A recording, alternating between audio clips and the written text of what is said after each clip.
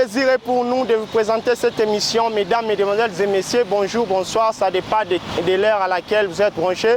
Vous êtes connectés sur votre chaîne YouTube Cocktail de Presse Télévision pour suivre cette émission. À la présentation, Fils et Teta. Pour ce qui est l'invité, nous avons le réel plaisir de recevoir Maître Grace Tchounza, cadre du parti AREP de Guy Luando. Avec lui, nous allons parler de l'actualité congolaise. Vous savez, mesdames et messieurs, le risque de la balkanisation que prend M. Martin Fayoulou avec son appel au président de la République. Et le président Félix Tshisekedi a également accepté la main tendue de M. Fayoulou. Mesdames et messieurs, avec Maître Grace Tchounza, nous allons décrypter cette actualité de la République démocratique du Congo. Nous le recevons, mesdames et messieurs. Grace Tchounza, bonjour. Bonjour, Fils et voilà. Teta. Plaisir, il y a trop à Royambayo. D'abord, on a mon émission Lelo. D'abord, appel, il y a président de la République. Mais tendu, il y a président de la République face à Martin Fayoulou. Ça vous dit un mot? Nalobi keza eloko biso ba Congolais tozo senga. Mboka na biso eza victime ya agression ya banguna. Et il faut comprendre que banguna wana ba profiter ko sala biso mabe kino lelo parce que tozalaki ya ko kabwana, tozalaki na division. Les ennemis ont semé dans les têtes des Congolais la division. Ils ont semé dans la tête des Congolais le tribalisme, en incitant à la haine tribale. Et derrière ces divisions-là, va profiter pour nakosa la biso mabe mingi. Alors c'est pour cela que ce Hollandais mission moko na salaki na moko ya ba média ya mboka na biso elanda maka mingi na eba kopesa losako na mbela ya Martin Fayoulou o alobaki publiquement que aza kokende kotala président de la République Félix Antoine Tshisekedi Tshilombo po basolola ntoko na ntoko, monoko na monoko, zolo likola zolo, miso likolo na miso, parce que ntoko likolo banini miso. Alors na yango bakomi ebisa certainement ba vérité et celle qui va la diviser. Après avoir commis ebisa ba vérité wana bakoye bako définir également conjuguer un pacte autour de l'unité nationale. Alors biso mi ba to ebi ete to bundisa ki Kabila na côté il y a Papa Etienne Tshisekedi. Papa Etienne Tshisekedi azaki na ba élève naye entre autres ba Martin Fayoulou, ba Franck Kudiongo, ba Félix Antoine Tshisekedi Tshilombo, oyo lelo na ba biso tozaki neti bana kasi ba koko ya Etienne Tshisekedi na bitumba, ba descendant na bitumba oyo tobundaki. Lelo biso moko Martin Fayoulou na Félix Antoine Tshisekedi Tshilombo baza bana ya tata moko. Tata moko komo na ye Etienne Tshisekedi wa Mulumba.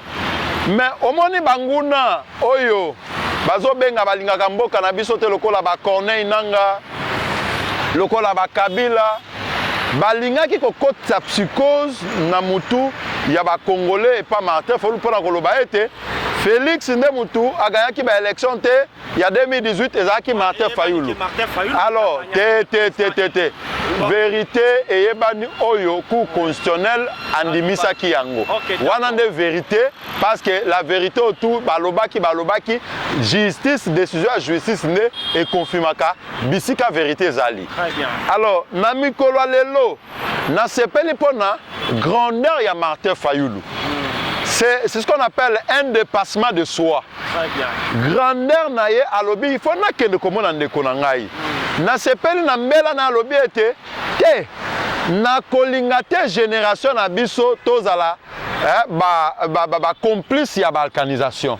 Pour histoire retenir que Martin Fayoulou azaki opposa ayokanaki na Tshisekedi te ne mboka ba balkaniser yango. Pour Kabila, Nanga, Kagame, Makenga, nani lisusu, Bizimwa, ba profitaka na sima ya koswana ya ba Congolais. Na sima ya ba conflit oyo ezanga na mutu na makolo. Et pendant 30 ans, eza stratégie oyo Rwanda yaki nango ezalaki stratégie ya kokabola ba Congolais. Et stratégie wana ezalaki porté na mapeka ya muto babengi Joseph Kabila Kabange. Na sepeli po na maturité ya Martin Fayulu soso labité. Oyo, bah, question autour de nous-mêmes, c'est moi le président, la vérité des urnes, ils ont profité dans mon côté, il faut token. Nous voulons un peu savoir, cette rencontre, ça va tourner vers quoi? Nalobi boye. Biso tozala no musika po toyebi mukoni ba okutana te. Bisika ni ba okutana te. Mais eloko nga na yebi. Mwana mboka Félix Antoine Tshisekedi Tshilombo aza na cahier de charge na bengi Union nationale. Union nationale wana nde cahier de charge ya mwana mboka Félix Antoine Tshisekedi Tshilombo. Et Union nationale yo banini na place tozala na bokabwani. To welela biloko ezanga na ngotina o lelo banguna baolinga babotola biso mboka. To sangana to tchala no banguna mosika ya mabe baolinga basala biso sima na yango na sima na tokofanda tokotala makambo o ya biso moko ba Congolais. Makambo etali développement ya mboka, social ya mboka, démocratie ya mboka. Alors na yango lisolo oyo Martin Fayulu okeko solola. Nande kona Félix Antoine Tshisekedi Tshilombo kozala autour ya Union nationale. Union nationale. Et kozala autour ya Union nationale. Ce n'est pas une grossesse de la Mouka. Na lobi boye. Grossesse de la Mouka na union sacrée. Grossesse ya la Mouka na nengeni. Grossesse parce que nous connaissons tous qu'après cela, il y aura un gouvernement de l'Union nationale. Mabe eza wapi soki lelo. Parce qu'en politique, il n'y a pas de cadeau. Dynamique.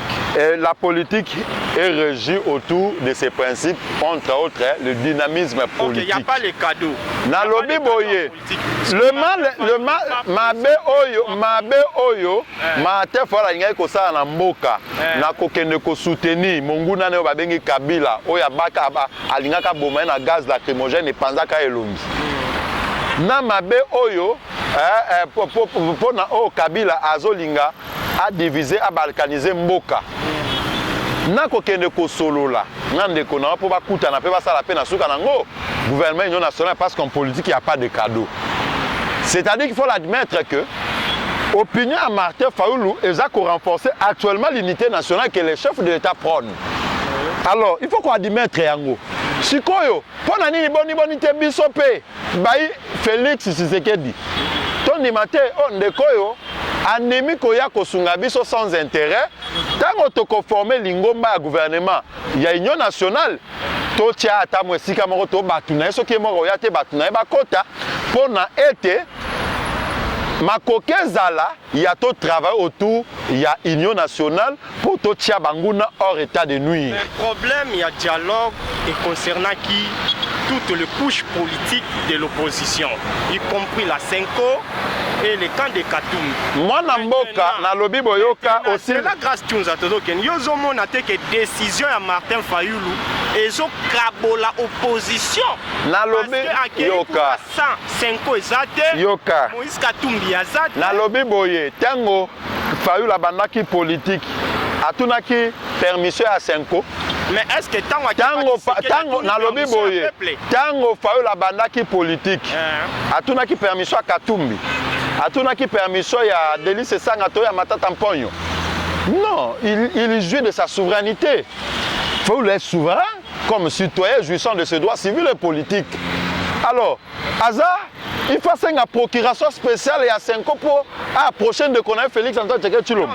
Nazo senga, na lobi boye, Nekofi yoka, na lobi boye, Moïse, la force de l'opposition n'existe pas. La force de toute une nation s'appelle le peuple congolais. Comprenez un peu. Il faut d'abord corriger des choses. Vous créez des principes. Vous voulez créer des principes qui n'existent pas. Non, le peuple est représenté par ses élus.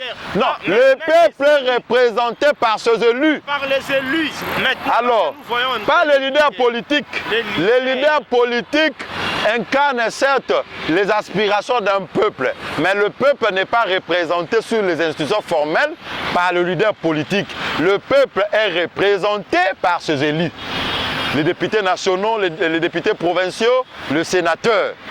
Ce sont des composantes du peuple. Alors, tant que le peuple est représenté par un leader politique, c'est-à-dire que on peut accepter que Katumbi a Kabolamboka parce qu'il représente le peuple. Non, na lobby boy. Et loko yoko senga na kosenga au retenir que. Au mona tanga, tant na bandi politique, n'est-ce pas? Na senga kinanga procuration ya papa na bisote pour le loso qui na bina joie. Option moko boy apekisanga. Na senga ki permission à leader politique moko te. Di na bandi na ba politique nanga na ba IDPS na ke na ba MLP lelo yoka lelo na komi na ke na société civile filimbi dynamique impinté zéro lelo na zongi na politique na rep. Donc je suis libre de jouir de mes droits. Et Fayoulou également a libre de jouir de ses droits. Si le baza opposant, mutu moko ta ko refuser azala droit na ya kozala opposant. Si le lelo a comme membre de la majorité à Tshisekedi, mutu moko ta ko refuser droit na azala membre de la majorité à Tshisekedi. Donc Fayoulou azana pema ya Katumbi te, Fayoulou azana pema ya Matata Mpoyo te, Fayoulou azana pema ya Delis Sanga te pour avoir sa position, il faut tout n'avoir pesa ngamo pema pona loba. Te. Il a ses droits, laissez-les s'exprimer, c'est aussi ça la démocratie. Alors, Nakosenga d'ailleurs, au nom de l'unité nationale, au nom de la sécurité nationale, que Sesanga, Claudel Lubaya, Nani Katumbi, ceux qui vraiment sont congolais, ou Alingaka Mboka, Oyo, Asala, Ndenge, Fayoulou Asali. Église catholique paie, Basala Ndenge, Fayoulou Asali, Bakende Pene Pene, Bapesa Batoli ya Motuya, Batoli Oyo, Kabila Simbisi Bango na Malatite, Batoli Oyo, Yo Kanga de Kofisi, émission na Eza Maloba na Ngai. Batoli Oyo, Kagame, Apesi Bango Tepo, ba imposer cahier de charge à Kagame et pas président Félix Antoine Tshisekedi Tshilombo. Wana ndeto boyi. Mboka Oyo eza mboka ba Congolais. Tout Congolais a un droit à s'exprimer. C'est l'article 23 de la Constitution où ils ont garanti liberté d'expression. Liberté d'expression, il faut la violer, droit à Katumbite, à cette population, ceux qui faillent la Kekuna, ils ont un rapport à partage à poste. Écoute, Nekofis, si on a la salle à pouvoir, la salle à politique pour l'obina comme Premier ministre, comme président de la République, na Kosio. Nengo na bitumbo nga na bundaka nandi makana kota na ba prison nandi makana nyokwama ba gaz lacrymogène litombe za bomoko eza nini na kota na ba institution na kota na ba institution. Alors Fayoulou pe ndenga zo bunda te yoka ako alemi opposition te za droit na ye d'ailleurs c'est un bon na lobi boye ceux qui de l'autre Tshisekedi a président c'est parce qu'il était opposant. Na lobby boye. Est-ce que Fayoulou a dit que non? À la opposition. D'ailleurs, ce que les compatriotes et solo longola ba émotion. Déclaration à Fayoulou, c'est une déclaration patriote. Et c'est une déclaration d'une grande dimension de l'amour de sa patrie. Pour alobi boye aboyi azala témoin apesi toli na Kabila apesi toli na nanga batika koboma ba congolais pour na koluka nene ba kobalkaniser mboka na lobi c'est-à-dire que on a yebi ata ceux qui racontent on est aussi sa guerre on dit l'union fait la force na lobi boye l'union des Congolais l'union na lobi ndeko l'union des Congolais fait la force. Qu'est-ce qui est si difficile à M. Félix de mettre fin à cette guerre sans Martin Fayoulou? Na lobi boye nekonanga. banguna bazo profiter derrière ba division na biso. Et lui kolobate que Félix azo koka ko mettre fin na yango te. Félix a besoin il y a soutien ba congolais nyos. Félix a besoin ba soutien ba congolais nyos na bi nyos. Pona na sima ya division na biso ne ba traître ba koti. Pona ba sala biso mabe. Félix azangi kosilisa guerre oyo te. Félix azotia mayele na ye pona guerre esi la d'une bonne manière. Po tango ba rebelle wana ya armée rwandaise tango ba kotaki na Goma, ba bomi 10 millions de compatriotes na Goma. Ozomona. Quel pays qui a perdu? C'est la RDC. Biso ne to bungisi bandeko na biso, to kufeli ba maman na biso, ba papa na biso. Alors, c'est là où on va en place à démontrer la limite. Non, eza na lobi boye. Eza limite ni à démontrer. Yo lingaki comme ba rebelle ba yaki na souci ya ko saboter. Biso pe to saboter comme ça, hein? Ozomona. Na pesaka l'ICC, il y a Basimi Balé Liboso à Roi Salomon. Moi si oyo aeba ki passe ya kobota mwana wana te. Azaki manfu soki roi ba kata mwana. Po na ye elingo lobani po ayebi passe na été. Moi si oyo aeba ki passe ya mwana. Alobaki te. Botika ye abokolela ngaye namona kata na vie. Et lui kolobate que wana eza sagesse oyo président Félix azo salela. Alobi ba Kabila ba Kagame ba Nanga balingi ba Congolais te peut-être que bazala makila ba Congolais te. Ngai naza Congolais. Ba o bazolinga ba bomana ba ndeko na ngai. Bo bazo bomaya ba ndeko na ngai. Bakota botika. Okay. Mais onga na yebi nini et au moni wa Salomon ezani ni na mikola leonde to lobela ezaneti communauté internationale. C'est pas non, communauté internationale ba moni oyo président Félix a saleli. Eza sagesse et puis yé elingo laksani ni alingi peuple alingi pe mboka na ye. Ba sanctions ont pesé sur nini sur Kagame.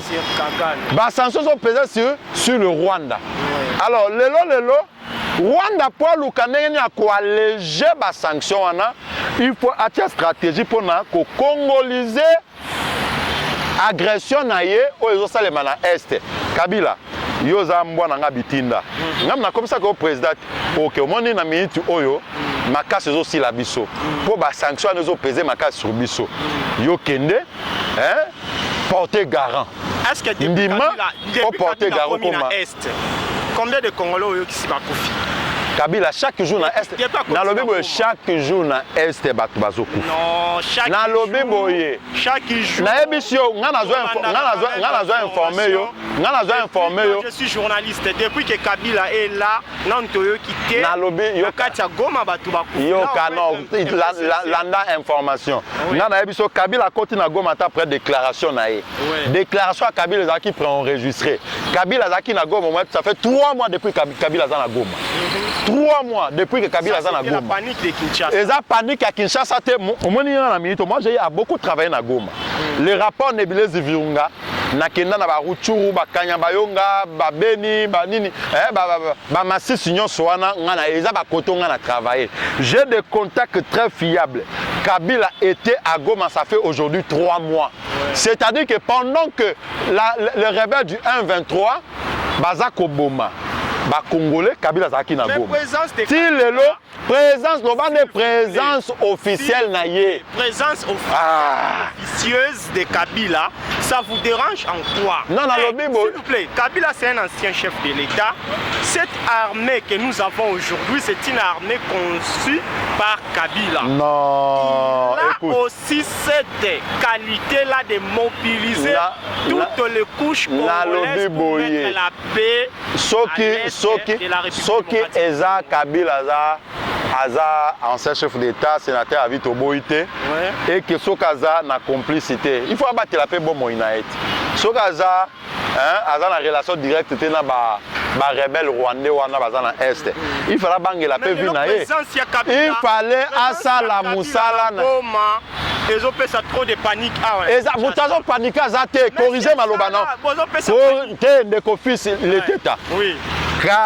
Bongisa maloba na yo. Oui. Kabila a fait paniquer Moutouté.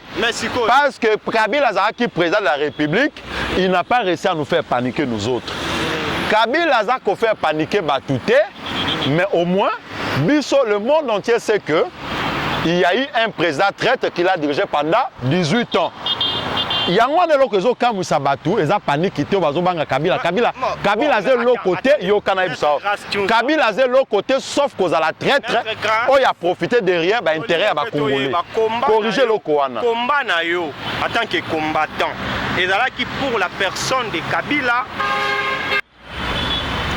présence à Kabila na Congo. Na lobby boyende kofis. Kabila a fait paniquer Moutou mon côté, il faut voyer bango sikoyo. Kabila n'est rien.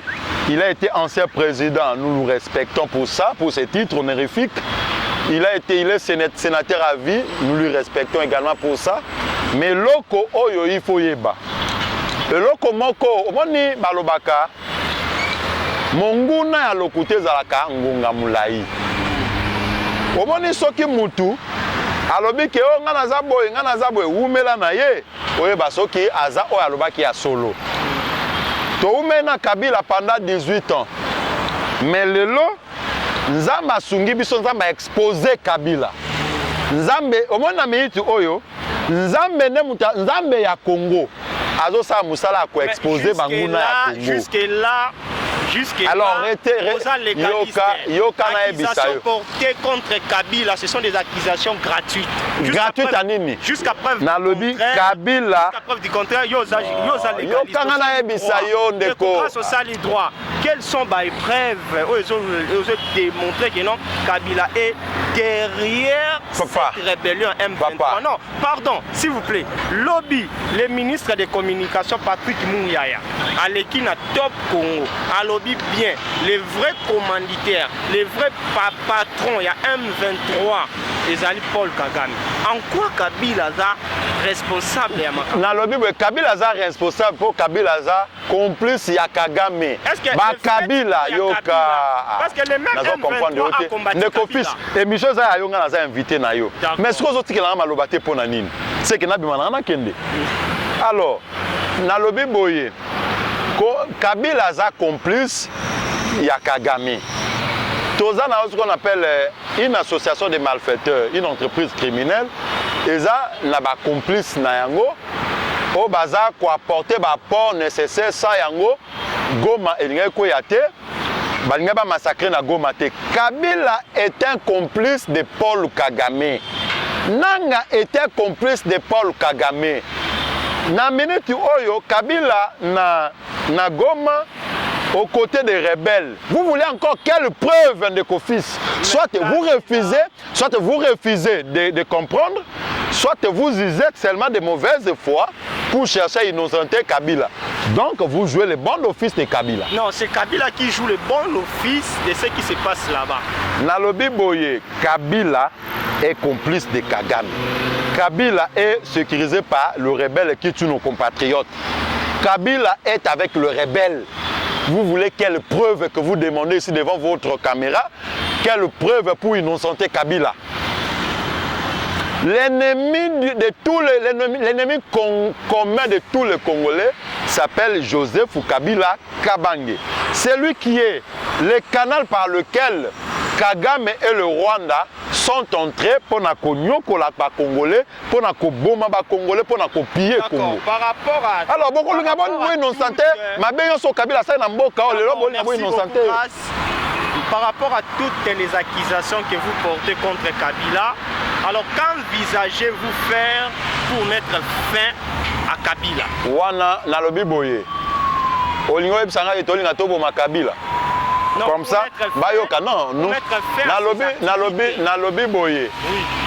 parti na déjà to kangi yango ko sala lisusu te VPM Jacquemain Tchaba na kangi yango ko sala lisusu te na mboka na biso ko eza parti ya ba terroriste mais on est un parti politique c'est pas la personne de Kabila na lobi boye muke PPRD n'est pas Kabila za na dossier Kabila za na dossier na justice oui justice ko sala musala nango oui ba ko sambisa Kabila soka koya ko se représenter tant mieux soka koya te ba ko condamner par défaut on a te que boza ko étouffer démocratie na kati ya na nini ba est-ce que na lobi boye quel rapport y a-t-il entre le principe démocratique et la liberté d'expression? La Constitution interdit les recours aux armes pour renverser le pouvoir. Kabila en fait usage. Bon, vous voulez qu'on parle de quelle démocratie? Non, mais ça n'est pas Kabila. Nalobi Boye. Kabila n'était qu'une autorité morale. Le membre du PPRD, le membre du PPRD sont le membre du PPRD. Vous avez appris, on a sanctionné qui?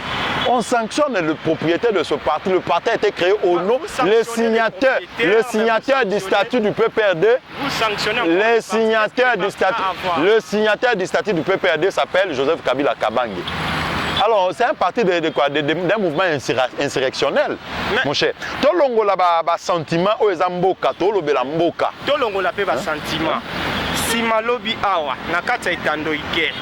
Christian Bossembe, président CESAC, il a interdit dans tous les médias de parler au nom de Kabila, d'inviter, surtout nous qui sommes journalistes, et d'inviter sur ce PPRDT. Est-ce que vous ne voyez pas cette décision? Nalobi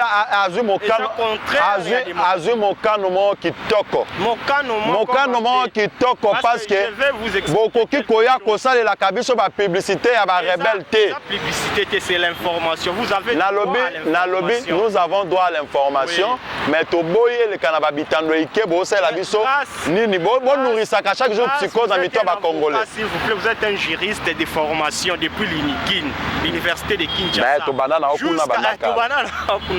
Jusqu'à preuve du contraire, jusqu'à preuve du contraire, le CESAC est une institution d'appui à la démocratie.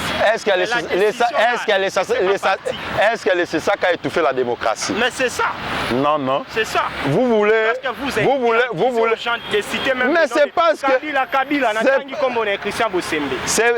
C'est parce que vous avez Kabila franchi les Rubicon et que les membres du PPRD comme Minako, Chadari, ils ont affranchi les Rubicon. Et d'ailleurs, Bossembe n'a fait qu'interdire. Alors que Kabila a son temps, alors du président de CESAC, alors Kabila a son temps, il coupait même des connexions internet. Au niveau de la plénière. Il bloquait même des unités de gens qui. Un plateau de télévision, mais c'est. Alors que du temps de Kabila, il coupait même l'internet. Il bloquait même la connexion des gens. Ils agissaient en violation de ça. Ils fermaient des télévisions.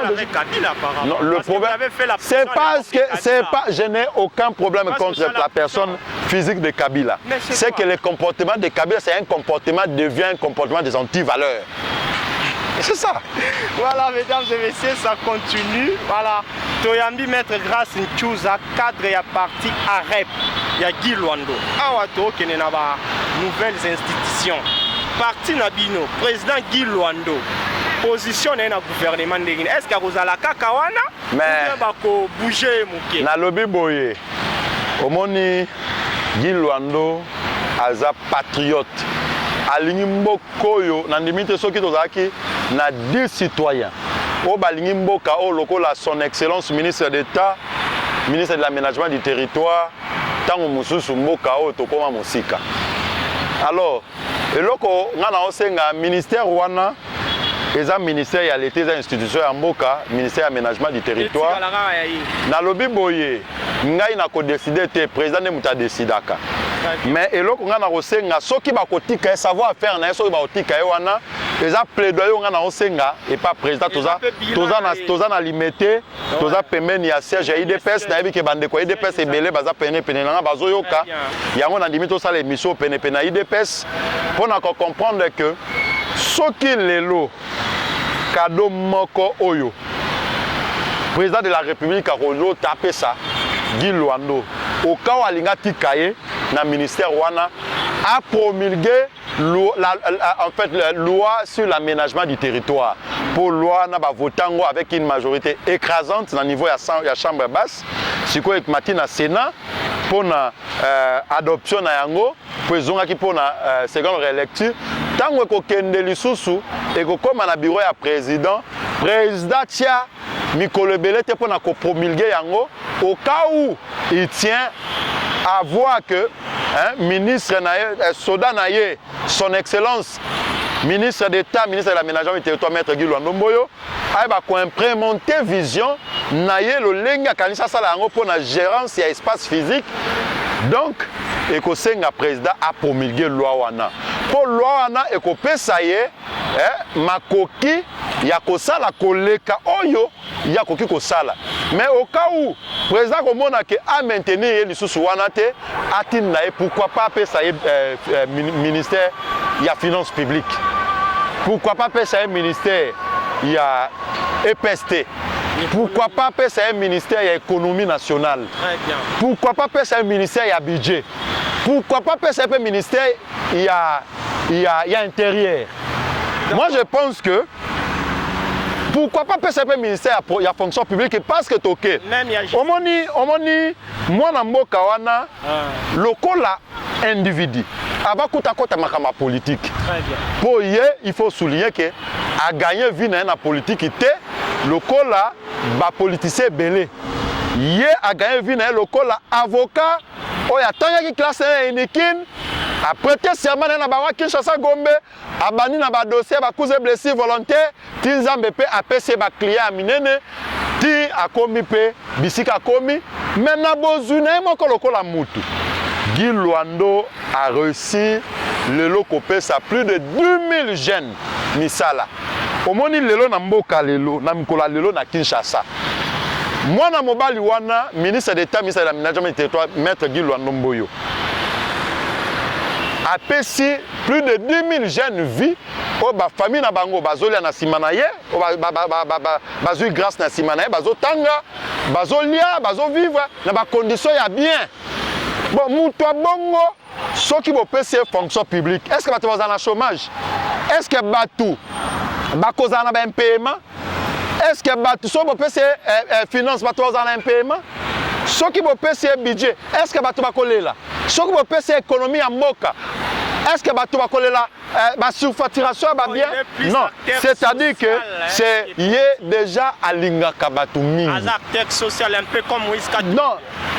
Omoni na koki ko comparer bango mibale te mais Luando azala mutema omoni mutema ya bolingo ya ba congolais omoni Luando Guy son excellence ministre d'État azala mutema ya kolinga ba congolais aza papa moko aza kutu papa te aza grand frère. D'accord. Pour moi c'est mon grand frère. Donc azala mutema oyo soki nzamba bombiye akomi na ba ajo ba Antoine Kizenga ba koma na mboka oyo et puis na ko gérer kaka mboka na ba institution bisiko ya koleka kotika bomo ya kotika liwate. Maître Grace Tchunza cadre de la REP. REP, vous êtes trop REP, hein? Que reste-t-il de l'impunité? Non, je suis REPien parce que j'ai adhéré à une vision basée sur l'action. Nous avons une vision. Non, je n'ai pas abandonné ma vision. Il faut noter que le monde entier me connaît comme combattant de la lutte contre l'impunité et la corruption. Pionnier de ces combats en République démocratique du Congo. L'organisation existe en bonne et due forme, seulement qu'il y a un nouveau coordonnateur, mais au Congo, les gens investissent. J'aurais appris que ça devient une organisation mallette. Hein? Au Congo, les gens investissent leur confiance sur les acteurs que sur les institutions. Alors, il y a un coordonnateur du mouvement de l'ONG Dynamique Impunité Zéro qui s'appelle Sylvain Kanchama, qui est très actif sur les médias, très actif sur le terrain. Nous avons des dossiers que nous sommes en train de combattre, de travailler en silence.